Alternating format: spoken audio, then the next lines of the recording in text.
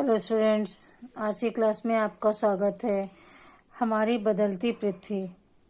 बच्चों, एक काम करें आप लोग, एक छोटी सी रंगीन पेपर की गोली बनाएं और उसे पानी के एक बड़े बर्तन में डाल के रखें और उसे गैस पर रखकर गर्म करें।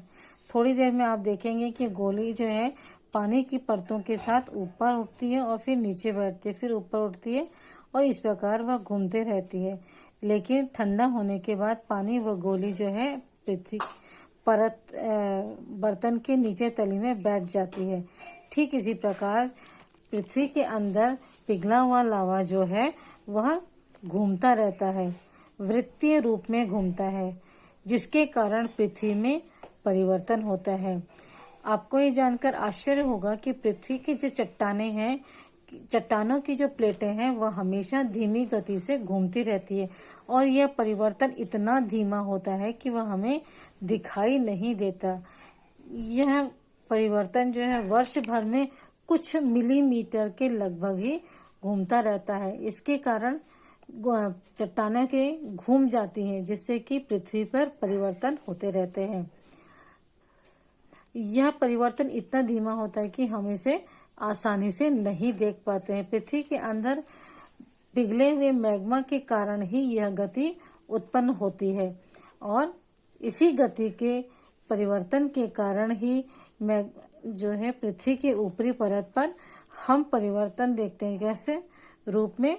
ज्वालामुखी, भूकंप और भूस्खलन, इस रूप में इन परिवर्तनों को हम देख सकते हैं। प्लेटों की इस गति के कारण ही पृथ्वी की सतह पर परिवर्तन होता है। पृथ्वी की गति उन बलों के आधार पर विभाजित किया जा सकता है जिसके कारण यह परिवर्तन होते हैं या गतियां उत्पन्न होती हैं। जो अंतर्जनित बल है, जब पृथ्वी के अंदर जमीन के अंदर जो बल लगता है उसे अंतर्जनित बल कहा जाता है और जिसका भौगोलिक नाम है एंडोजेनिक फोर्स। और जो बल पृथ्वी के बाहरी हिस्सों पे लगता है या पृथ्वी की सतह पर लगता है उसे कहते हैं बहिर्जनिक बल अर्थात एक्सोजेनिक फोर्स। इस गतियों के कारण पृथ्वी के अंदर की जो गतियां हैं, आंतरिक गति जिससे जो बल लगता है उससे भूकंप, ज्वालामुखी और भूस्खलन जैसी परिस्थितियां उत्पन्न होती हैं, जो कि पृथ्वी पर अचानक होती हैं और उससे अत्यधिक हानि भी होती है।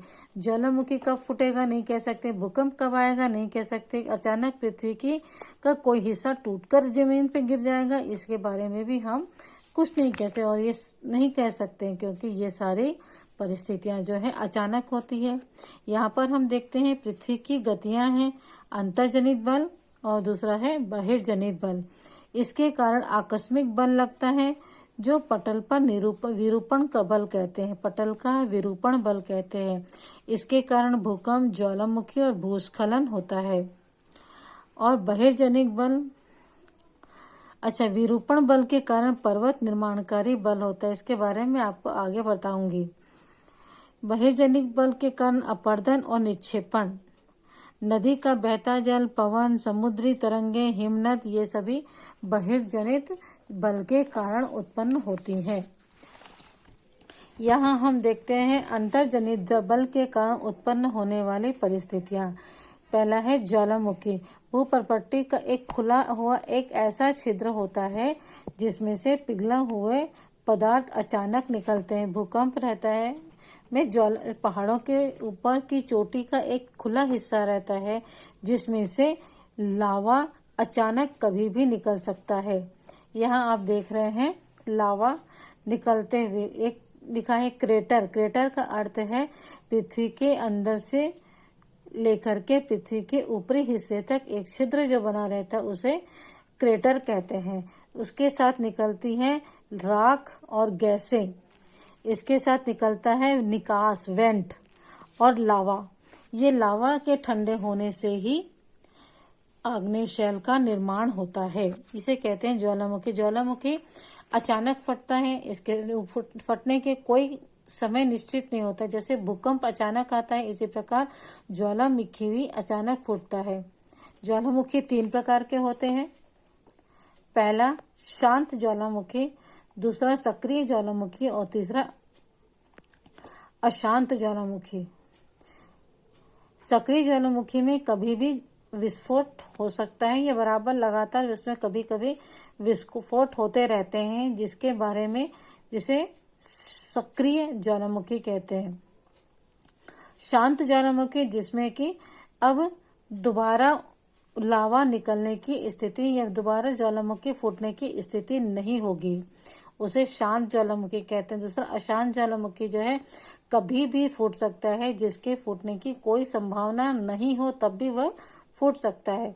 ऐसी स्थिति में इसके आसपास रहने वाले लोगों को नुकसान पहुंच सकता है।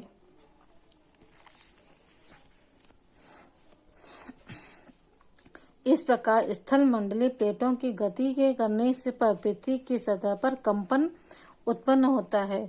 यह कंपन पृथ्वी के चारों ओर गति कर सकता है। इस कंपन को भूकंप कहते हैं।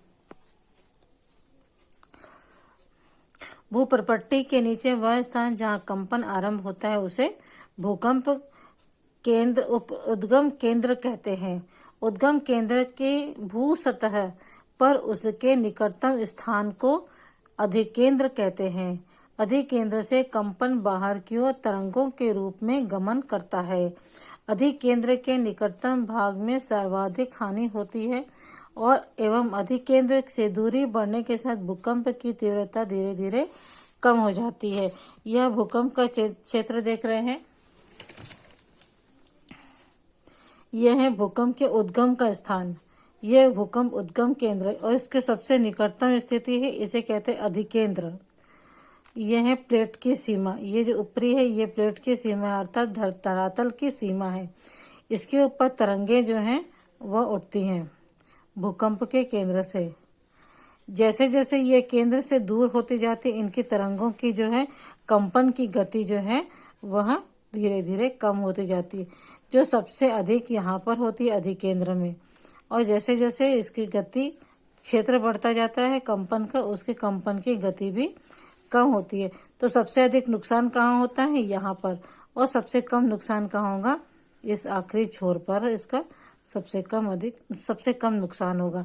इस प्रकार भूकंप जो है धीरे धीरे बढ़ता जाता है और दूरी के स्थान पर भूकंप की तरंगें कम होने लगती है। इसको हम एक उदाहरण से समझ सकते हैं। यहाँ देखेंगे, एक बर्तन ले, उसे जल से भरकर ढक्कन से बंद कर दे तथा जल गर्म करने के लिए रख दे। कुछ मटर और चम्मच और मोती ढक्कन के ऊपर रख दे। आप क्या देखते हैं? जैसे ही जल उबल जाता है वैसे ही ढक्कन भी हिलने लगता है और जो वस्तुएं अपने ढक्कन के ऊपर रखी हैं उनमें की कंपन होने लगता है। दाने नीचे जाते हैं और चम्मच के कंपन से ध्वनि उत्पन्न होती है। इसी भांति भूकंप भी आते हैं तो पृथ्वी पर कंपन उत्पन्न होता है। ये आप अपने घर में करके देख सकते हैं कि किस प्रकार से भूकंप आता है। भूकंप में तरंगे 3 प्रकार की होती हैं। पी तरंगे जिसे अनुदैर्ध्य तरंगे कहते हैं। ऐसे एस तरंगे अथवा अनुप्रस्थ तरंगे, एल तरंगे अथवा पृष्ठीय तरंगे। इन तीनों के गुणधर्म विश्वकोश से ज्ञात करने का प्रयास करें। यद्यपि भूकंप की भविष्यवाणी संभव नहीं है, लेकिन यदि हम पहले से तैयार हो तो इसके प्रभाव को निश्चित रूप से कम किया जा सकता है। स्थानीय लोग और कुछ सामान्य तरीकों से भूकंप की संभावना का अनुमान लगाते हैं, जैसे जानवरों के व्यवहार का अध्ययन, तालाब या मछलियों की उत्तेजना और सांपों का धरातल पर आना। ऐसे कुछ उदाहरण हैं जिससे कि हम भूकंप आने का अनुमान लगा सकते हैं। पिछले कई वर्षों में भूकंप के अनेक झटके हमारे पृथ्वी पर महसूस किए गए, लेकिन भुज में आया था जो भूकंप आया था जिसने बहुत अधिक तबाही मचाई थी। अब भूकंप का मापन एक यंत्र से किया जाता है जिसे भूकंप लेखी यंत्र कहते हैं। भूकंप की तीव्रता रिक्टर स्केल पर मापी जाती है। भूकंप को मापने का जो यंत्र है उसे भूकंप लेखी कहा जाता है, लेकिन उसकी तीव्रता वो कितनी तेज गति से आएगा उसके नापने के लिए रिक्टर स्केल का प्रयोग किया जाता है। भूकंप की तीव्रता यदि 2.0 है तो या उससे कम है तो ये इसका प्रभाव नहीं के बराबर पड़ता है, लेकिन भूकंप का प्रभाव की तीव्रता यदि 5 या 6 से अधिक हो तो इसका प्रभाव गंभीर प्रभाव हम पृथ्वी के ऊपर देख सकते हैं।